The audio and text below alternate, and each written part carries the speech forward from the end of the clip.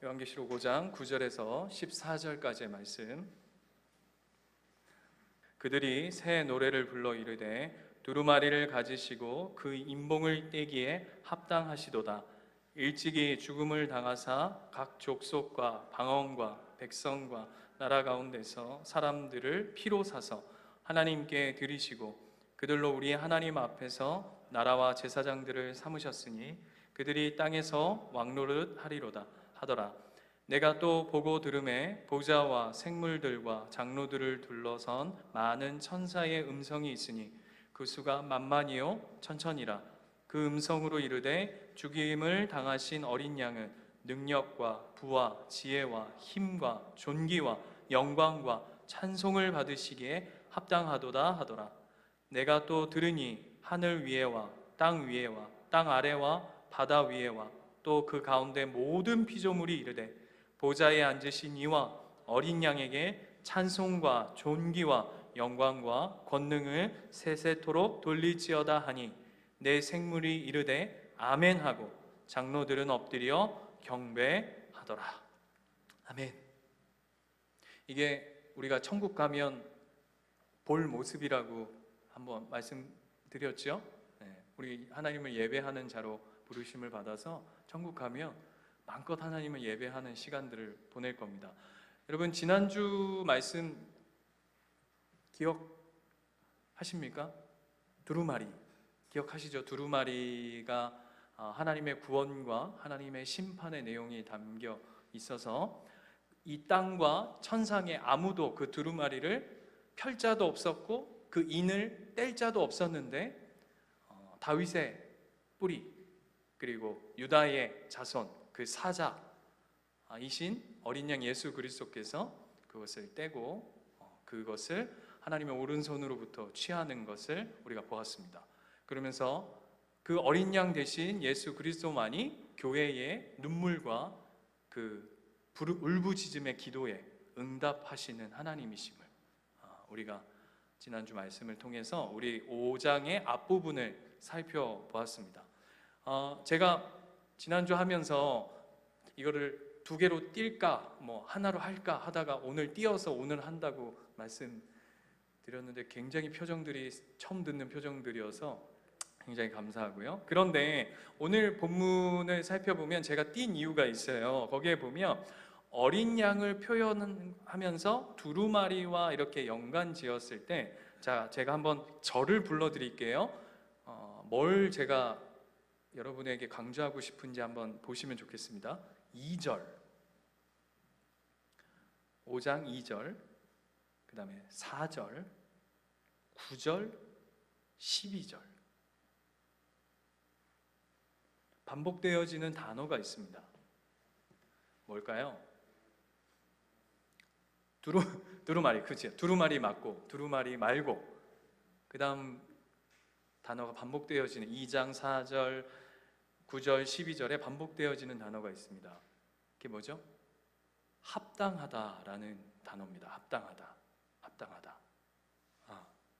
그 합당하다는 표현은 지난주에 말씀드린 것처럼 하나님의 오른손으로부터 그 두루마리를 이런 표현 해볼게요. 승계받고 이양받고 위임받고 권력 이양하는 것으로부터 합당하다라는 표현입니다. 그런데 이게 왜 중요하냐면 여러분, 하나님의 오른손의 권능과 능력이 이것은 어느 것으로도 빼앗을 수 없거나 그것을 이양받으려면 어떤 존재여야 되죠? 하나님의 오른손으로부터 넘김받으려면 거의 하나님의 오른손과 동일한 능력, 그렇죠? 여보세요? 그죠? 지금 이해되시는 거죠? 그러니까 이거를 잘 비유할 수 있는 한 장면이 있는데, 제가 이 성경을 읽다가 때마침 그때가 우리 교회에서 결혼식 할 때였는데 그 장면을 딱 보는 순간 아, 그렇구나가 이게 섬광처럼 이렇게 번쩍였는데 꼭 뭐와 같으냐면 그 아버지가 딸을 이렇게 딱 이렇게 데리고 신부 입장하면 이렇게 데리고 가서 신랑에게 이렇게 인계해 주잖아요. 이렇게 보내주죠. 그러셨죠? 그렇죠. 예. 그렇게 하는 그 아버지가 신랑에게, 아버지가 사위에게 그 소중한 딸을 넘겨줄 때의 그 모습과 이 하나님의 오른손으로부터 어린 양이 그 능력을 취하시고 이 양 받는 모습과 너무 흡사하게 닮아 있어요. 그죠? 그 손에 들리워진 게 뭡니까? 두루마리이기도 하면서도 교회의 운명, 그러니까 신랑 대신 예수 그리스도, 그리고 신부인 교회, 그리고 하나님, 보좌에 앉으신 하나님으로부터 어린 양 신랑 되신 그분이 넘겨받는 그 장면, 그러니까 굉장히 중요한 부분이죠. 그러니까 그것을 뭐라고 오늘 표현하냐면 합당하다, 합당하다, 합당하다라고 얘기해요.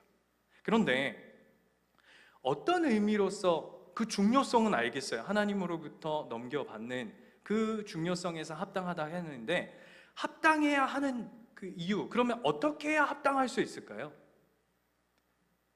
어떤 능력이 있어야 합당할 수 있죠? 예를 들면 이럴 수 있잖아요. 신랑감이, 딸이 아빠, 내가 사랑하는 사람이 생겼어요. 그리고 그 아빠 마음에 어떻게 해야 되죠? 흡족해야죠. 만족함을 가져야 내가 내 사랑하는 그 딸을, 이렇게 표현해서 죄송해요. 그냥 이거는 표현의 이해를 돕기 위해서 그에게 줄 수 있는 거 아닙니까? 여보세요? 그죠? 여러분 진짜 사랑하는 딸, 저 같은 경우에 소윤이가 있는데 누가 어떤 시커먼 놈이 와가지고 달라 하면 그거 확인도 안 하고 주겠습니까? 아니죠. 내가 사랑하는 것 이상의 어떤 모습을 봐야, 어떤 능력이라든지 어떤 모습을 봐야 그에게 넘겨줄 수 있지 않겠습니까? 그렇다면 하나님께서 합당하다, 하나님의 의에 만족하게 하셨던 그 모습이 뭐냐고요, 예수님에게. 그게 보면, 보세요. 5절 보면 이렇게 돼 있죠. 유대 지파의 사자. 제가 뭐라 그랬죠? 그 사자는 강력한 힘. 여러분 여기서의 사자는 라이온이라고 그랬어요. 네, 그 사자 힘, 그 힘을 상징하고, 역시 그 하나님으로부터 그 능력과 그것을 인계받을 정도 되려면 이마만큼 사자처럼 이렇게 힘이 있으셔야 되는구나. 그 다음 6절에 보면 뭐라고 했죠? 7뿔과 7눈, 이게 뭐라고 그랬습니까? 전지전능하신. 그래, 이 정도의 실력과 능력을 갖추어야 하나님으로부터 합당하다라고 얘기할 수 있지 않을까 하지 않습니까, 여러분? 예를 들면 우리가 결혼할 그 사위를 데리고 왔는데 그 사람이 뭐 예를 들면 이런 게 있죠. 아버님, 제가 그 아버님의 딸을 평생토록 뭐 물 한 방울 손에 묻히지 않도록 제가 최선을 다해서 하겠습니다. 제가 저기 강남에 빌딩이 2개 있습니다. 이렇게 한다든지, 뭐 이런 거 아니겠어요? 아무도 그런 경험들이 없으셔가지고, 예를 들면 저희 그 선교회 대표 목사님이 그 30의 대학교를 갔어요. 30에. 여러분 30의 대학원도 아니라 30의 대학교를 갔어요. 남들은 몇에 가죠? 20에 가잖아요. 10년을 늦게 간 겁니다. 그러면서 이제 사모님이 장인어른한테 인사를 가서, 아빠 내가 이제 목회자한테 시집을 가려고 하는데, 그랬더니 지금 뭔데? 그랬더니 지금 대학교를 지금 갔어요. 그랬더니 아버님이 무려 5년을 반대하셨대요. 5년을. 그러니까 이윤즉슨 뭔지 아세요? 야, 목회자한테 시집 가는 거 좋아. 그러면 지금 목사 할 사람한테 가면 되잖아. 아버님의 뜻이 알겠죠? 이제 대학교 가는 사람한테 뭔 미래가 있다고. 그 남국이 뭐 실제 이야기니까 뭐 남국이한테 갈라 그러냐? 지금 목사이거나 목사 할 사람한테 가면 시간이 확 줄잖아요. 대학교 4년, 대학원 3년, 무려 7년을 기다려야 목사 안수를 받는데, 나 너 고생하는 거 그렇게 못 기다린다, 못 본다 하고는 무려 5년을 반대하셨다고요. 그럼 뭐가 중요하다고요? 능력이 보여야 그 사람한테 뭔가를 넘겨주지, 자기에게 가장 사랑스러운 존재를 넘겨주지 않겠어요? 그러니까 하나님, 예수님한테는 도대체 뭘까라고 하는데, 우리는 자꾸 그분의 어떤 능력적인 측면만 바라보는데, 잘 보세요. 계시록 13장 가보세요. 계시록 13장 11절. 여기에도 어린 양이 나와요. 그죠?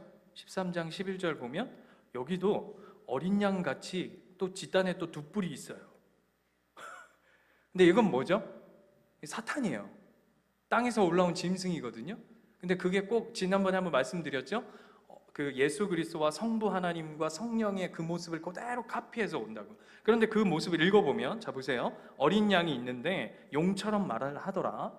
그러니까 아까 보세요. 그가 예수님을 성경의 5장에서 비유할 때 그를 사자라고 했다면, 오늘 이 사탄의 모습은 뭘? 용. 그러니까 사자에 빗댄 용. 이게 보이십니까? 그 다음 보세요. 두 뿔이 있대요. 무슨 얘기입니까? 얘도 능력이 있다는 얘기입니다. 지금 이해가 되시는 거죠? 그 다음 보시고, 그 다음 12절, 그가 먼저 나온 짐승의 모든 권세를 그 앞에서 행하고, 권세를 행한대요. 땅과 땅에 사는 자들을 처음 짐승에게 경배하게 하니 곧 죽게 되었던 상처가 나은 자니라. 그 다음 보세요. 큰 이적을 행하되 심지어 사람들 앞에서 불이 하늘로부터 땅에 내려오게 하고 짐승 앞에서 받은 바 이적을 행함으로 땅에 거하는 자들을 미혹하며 땅에 거하는 자들에게 이르기를 칼에 상하였다가 살아난 짐승을 위하여 우상을 만들라 하더라 라고 얘기하는데, 우리가 길게 읽었지만 핵심이 뭐냐 하면, 이 예수님을 카피한 이 사탄, 이 짐승도 뭐는 있더라? 능력과 기적과 이사를 행하더라는 거예요.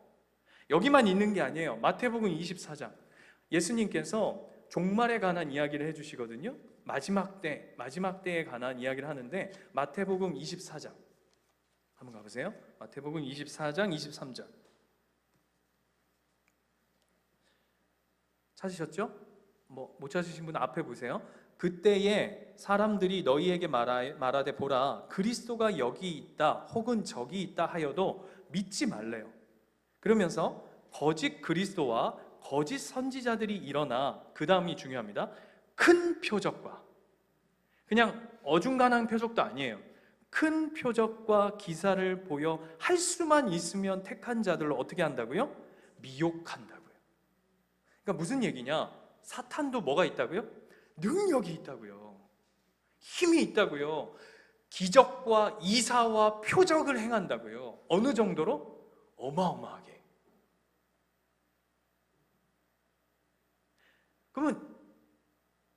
그러면 목사님, 예수님의 합당하심은 능력적인 측면은 아니겠네요. 왜? 사탄도 그 능력은 있으니까. 그럼 뭘까라고 할 때 요한복음 18장 가보세요. 여러분 처음 듣는 이야기일 수 있을 건데, 재밌는 그 성경에 재밌는 이야기가 있습니다. 여러분 이야기 듣고 전 목사님은 이단 같아 이런 얘기하지 마시고, 제가 정확히 성경에 있는 걸 얘기하니까. 여러분 예수님이 장풍 쏘신 거 아십니까? 예수님이요 장풍을 쏘셨어요. 목사님, 내가 아무리 목사님이 그래도 예수님 장풍 쐈다는 얘기가 어디 있습니까? 자 보세요. 6절 보세요. 18장 6절. 이 18장 6절은 무슨 이야기냐 하면, 18장 6절은 예수님이 잡히시던 밤에 있었던 이야기예요. 요한복음 18장 6절에 보면 예수님이 잡히시던 밤에 군병들하고 예수님을 잡으러 우르르 온 거거든요. 그런데 그때 예수님이 그들을 보고, 6절 보시면 예수께서 그들에게 내가 그다 이렇게 얘기해요.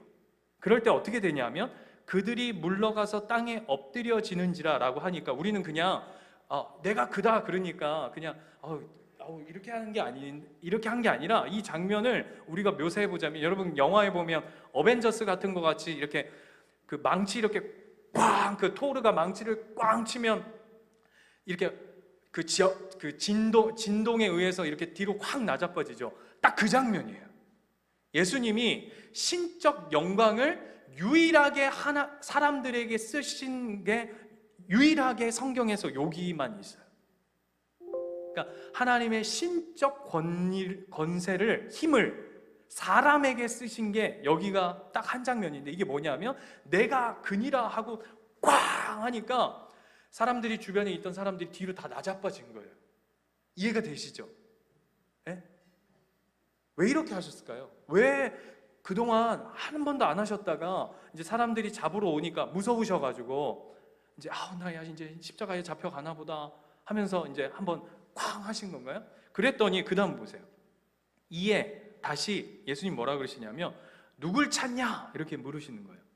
그랬더니 사람들이 그들이 말하되 나사렛 예수라 라고 얘기하는데 어떤 분위기였을까요? 그 사람들이 지금 신적 영광 막 뒤로 나자빠지고 나서 누굴 찾냐? 이렇게 물으니까 예수님이 사람들이 우리가 예수를 찾습니다. 그랬더니 그 다음 얘기를 보세요. 예수께서 대답하시되 너희에게 내가 그니라 하였으니 나를 찾거든. 그 다음 말이 중요해요. 예수님이 그렇게 신적 힘을 보여주신 이유가 뭐냐면 여러분 한번 생각해 보세요.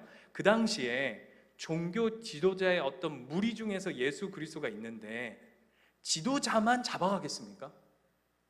어떤 그 종교의 집단이 있으면 그 따르는 무리들을 다 잡아가는 게 상식적이지 않아요? 그죠?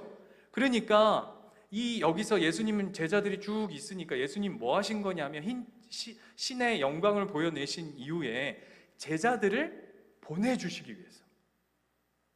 그래서 장면을 한번 상상해 보세요. 내가 그니라. 근데 얘네들은 보내줘라 라고 하니까 신적 권세를 맛본 사람들이 우쭐쭈쭐 하면서 이렇게 길이 쭉 터진 거예요. 그리고는 제자들은 보내고 그리고 나서 뭐라고 얘기하냐면 이는 아버지께서 내게 주신 자 중에서 하나도 잃지 아니하여 싸움나이다 라고 얘기하는 거예요. 자, 다시 제가 왜 이 요한복음 18장을 얘기하냐면 예수님이 사람들에게 힘을 쓰신 일이 여기에서 처음 등장한다고요. 근데 그 이유가 뭐라고요? 자기 사람을 지키기 위해서였다. 사랑하기 위해서 힘을 쓰시는 거지 힘쓰기 위해서 사랑하는 게 아니라고요. 내 사랑하는 사람을 지켜내고 그를 끝까지 어떻게 한다고요? 잃지 않기 위해서 그가 신적 힘을 드러내신 장면이라고요. 제가 왜 이야기를 하느냐? 예수님이 하나님 앞에 합당하게 라고 성경이 계속 반복해서 이야기하는 이유는 그분의 어떤 능력적인 측면을 성경이 이야기하는 게 아니에요. 뭘까요? 9절에 있어요. 본문으로 다시 돌아가 보세요. 뭐죠? 그가 합당한 이유는 뭐냐 하면 일찍이 죽임을 당하셨기 때문이에요. 이해가 되세요? 십자가의 죽음으로 말미암아 하나님 앞에 합당하신 거예요. 그가 그러니까 능력이 없다는 얘기를 하는 게 아닙니다. 그냥 힘의 차원이 아니라 그가 사자이며 7뿔과 7눈을 가지신 전지전능하신 하나님이심에도 불구하고 그가 십자가의 사랑으로 낮아지실 때 비로소 그가 하나님의 의에 만족시키신다고요. 그걸 더 자세히 그 다음 절이 뭐라고 그러냐면 그 뒤에 보면 뭐라고 그러죠? 사람들을 피로 사서라고 얘기하는 거예요. 피로 그의 값을 치르셔서 하나님 앞에 합당하게 되셨다라고 얘기하는 거예요. 그래서 이것을 한마디로 정리하는 본문이 있습니다. 로마서 3장 로마서 3장 23절 26절 23절부터 26절 로마서 3장 23절부터 제가 읽어드릴게요. 모든 사람이 죄를 범하였음에 하나님의 영광에 이르지 못하더니. 여러분 이게 무슨 얘기냐면 지난주 이야기예요. 그 땅에 그리고 천상에 아무도 그 두루마리를 뗄 자가 없었더라. 그래서 왜? 모든 자가 범죄하였기 때문에. 이해 되시죠? 천사도 안 되는 거예요. 이해가 되세요? 왜? 목사님 왜 천사는 안 돼요? 천사도 범죄했잖아요. 그죠? 그래서 사탄이 된 거잖아요. 안 되는 거예요. 그 다음 보세요. 그래서 24절 그리스도 예수 안에 있는 속량으로 말미암아 하나님의 은혜로 값없이 의롭다 하심을 얻은 자 되었다라는 것이죠. 그리고 25절 이 예수를 하나님이 그의 피로써 믿음으로 말미암는 화목 제물로 세우셨으니 이는 하나님께서 길이 참으시는 중에 전에 지은 죄를 강가하심으로 자기의 의로우심을 나타내려 하심이다. 이게 무슨 얘기냐면 오늘 요한계시록 5장 말씀대로 하자면 뭐죠? 합당하다라는 표현인 거예요. 그래서 26절 곧 이때에 자기의 의로우심을 나타내사 자기도 의로우시며 또한 예수 믿는 자를 어떻다고요? 의롭다 하려 하셨다라는 이야기입니다.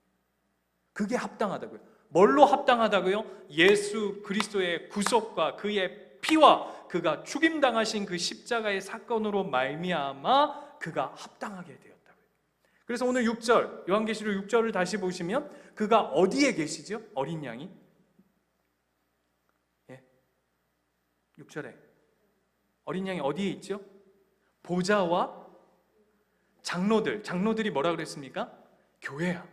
지금 어린 양이 어디 계시냐면 하나님 성부 하나님 보좌와 교회 사이에 중보자의 역할로 서 계신 거죠. 그래서 베드로 전서에 의하면 막힌 담을 허무시고, 그래서 휘장이 찢어지고 하나님 앞에 나올 수 있게 된 그 십자가의 사건, 그리고는 뭐라 그럽니까? 예수님께서 모퉁이 돌이 되셨다 라고 얘기하는 그 은혜가 여기 안에 있는 겁니다. 그러니 12절에 그분을 어떻게 합니까? 찬양하고 영광 돌리고, 그분이 능력과 부와 지혜와 힘과 존귀와 영광과 찬송을 받으시기에 합당하도다. 그 이유가 뭐죠? 그 앞에 죽임을 당하신 어린 양, 이렇게 나오는 거예요. 그런데 여러분, 세상은 어떻습니까? 우리가 살고 있는 이 세상은 다 뭘 추구하라고 하죠? 힘을 추구하라 그래요. 높아져 가라 그래요. 그걸로 합당하게 삶을 살 수 있는 게 아니라고 오늘 얘기한다고요. 그런데 오늘 본문은요, 여기서 끝나지 않아요. 우리 여태껏 이 이야기를 수없이 1장부터 5장까지 오는 내내 하나님의 합당하심, 하나님의 은혜, 이 천국과 우리에게 교회로 허락하신 그 은혜들을 살폈잖아요. 그런데 그 다음 보세요. 그가 합당하시게 한 그 죽음으로 말미암아 그분이 이루신 게 있어요. 그게 뭐냐 하면 9절에 피로 사서, 그 다음 뭐죠? 하나님께 다시 드리셨다고요. 이게 무슨 얘기냐면 하나님으로부터 이 양을 받았어요. 그 능력을, 이 양을 받았어요. 그래서 예수 그리스도가 십자가의 사건으로 말미암아 합당하신 분이 뭘 하셨냐면, 합당케 한 게 하나님 앞에 다시금 그 교회를 돌려드렸다고요. 그 다음에 보세요. 그들로 우리 하나님 앞에서 나라와 제사장들을 삼으셨으니 그들이 땅에서 왕노릇 하리로다. 이게 무슨 얘기냐면 예수님이 합당하신 분으로 합당한 일을 행하셔서 그 결과가 뭔지 아세요? 우리가 합당해진 거예요. 예? 지금 이해가 되세요? 예수 그리스도가 십자가의 그 합당한 하나님의 그 의로 만족시키셔서 그분이 합당하셔서 그 결과가 뭐냐 하면, 예수님 대박! 그분 영광 돌립니다 라고 하는 차원으로 머물러 있는 게 아니라 나 이거 이루었어, 다 이루었어가 그분의 목적지가 아니라, 그분이 합당하셔서 이루어진 결과가 뭐냐 하면 저와 여러분이 하나님 앞에 합당하지 않고 다 깨어지고 죽을 수밖에 없는 그 존재에서 우리가 합당한 존재로 하나님 앞에 다시금 그 영광의 오른손에 들리워지게 되었다고요. 이게 중요한 거예요. 이게. 그럼 우리가 남은 천국까지 가는 삶, 여러분 언제 가실 거예요? 모르죠, 뭐. 그죠? 언젠가 가겠죠, 뭐. 그죠? 뭐, 내가 가던가, 주님이 그 전에 오시던가, 둘 중에 어쨌든 우리는 하나님 앞에 살 겁니다. 그러면 그 남은 시간, 우리에게 허락된 이 땅에서의 삶 동안 우리는 뭘 해야 될까요? 오늘 본문으로 하자면, 합당한 삶을 사는 겁니다. 하나님이 우리에게 예수 그리스도의 그 어린 양이 우리에게 허락하신 그 놀라운 영광이, 그 목적을 두고 그분이 하나님이시면서도 돌아가셔서 우리에게 허락하신 그 놀라운 영광 안으로 우리가 합당한 삶으로 나아가는 거예요. 그 이야기 하는 거예요. 그 이야기. 그래서 베드로후서, 오늘 막 여기저기 엄청 다니시는데 베드로후서 3장 10절, 베드로 사도도 똑같은 얘기를 해요. 자, 보세요. 마지막 날이 온답니다. 뭐라고 얘기하냐면 주의 날이 도둑같이 올 거라고 그래요. 네. 그러면서 그날에는 하늘이 큰 소리로 떠나가고 물질이 뜨거운 불에 풀어지고 땅과 그 중에 있는 모든 일이 드러나리로다. 이 모든 것이 이렇게 풀어지리니 너희가 어떤 사람이 되어야 마땅하냐? 이렇게 베드로가 묻습니다. 마지막 때가 올 터인데 너는 어떤 사람이 되어야겠느냐? 아까 우리가 요한계시록에서 본 내용하고 똑같죠? 똑같은 내용이죠? 그런데 사도 베드로가 뭐라고 얘기했냐면 거룩한 행실과 경건함으로 하나님의 날이 임하기를 바라보고 간절히 뭐하라고요? 사모하라. 그날에 하늘이 불에 타서 풀어지고 물질이 뜨거운 불에 녹아지려니와 우리는 그의 약속대로 의가 있는 곳인 새하늘과 새 땅을 바라보도다. 그 다음 보세요. 그러므로 사랑하는 자들아 너희가 이것을 바라보나니 주 앞에서 점도 없고 흠도 없이 평강 가운데서 나타나기를 힘쓰라라고 해요. 뭐라고요? 합당한 삶을 사는 거예요.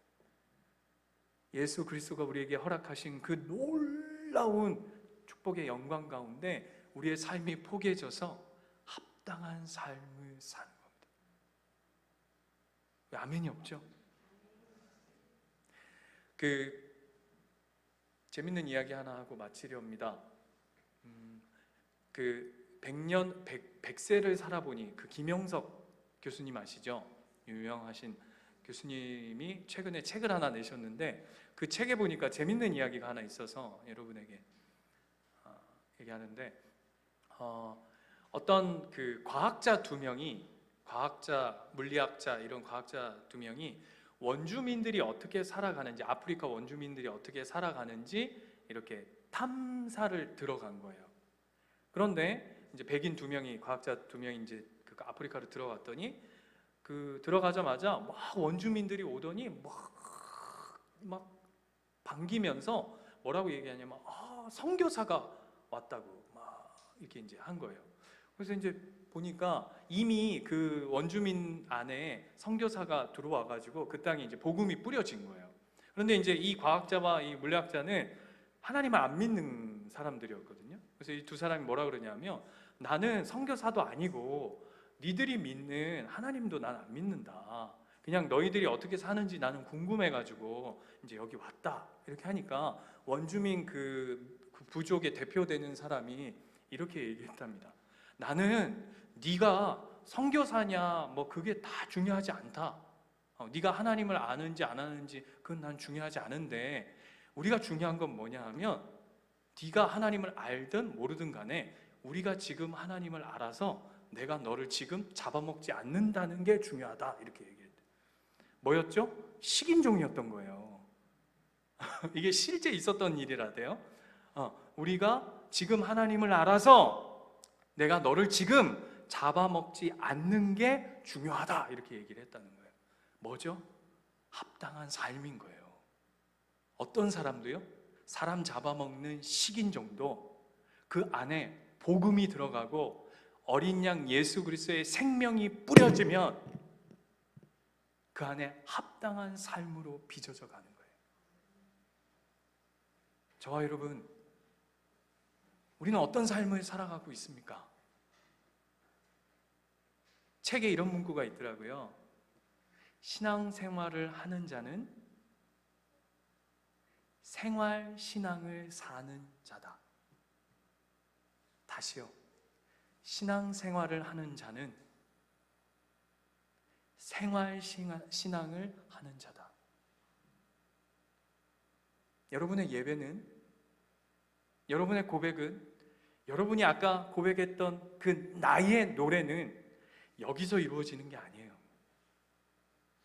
여러분이 각자의 삶으로 돌아가셨을 때 그곳에서 하나님 앞에 합당하게 세워져 가는 그 삶의 한 절 한 절을 통해 하나님이 예수 그리스도 그 어린 양이 날 위해 돌아가셔서 하나님의 그 합당한 은혜를 받아주셔서 우리를 그 자리로 되돌려 주셨음을 고백하고 아는 자가 합당한 삶으로 나아가는 줄 믿습니다. 그 은혜를 우리가 누리고 살아가고 있어요. 물러서시면 안 돼요. 여러분은 하나님 앞에 합당한 자예요. 예수 그리스도가 피로 사셔서 여러분을 하나님 손에 다시금 올려주셨어요. 그 영광을 빼앗기지도 포기하시지도 후회하시지도 않을 거예요. 그러하오니 우리도 그분의 그 십자가의 영광 앞에, 그리고 하나님 앞에 올려드리는 이 찬양 앞에 합당한 삶을 살아야 할 줄 믿습니다. 찬양하고 기도합시다.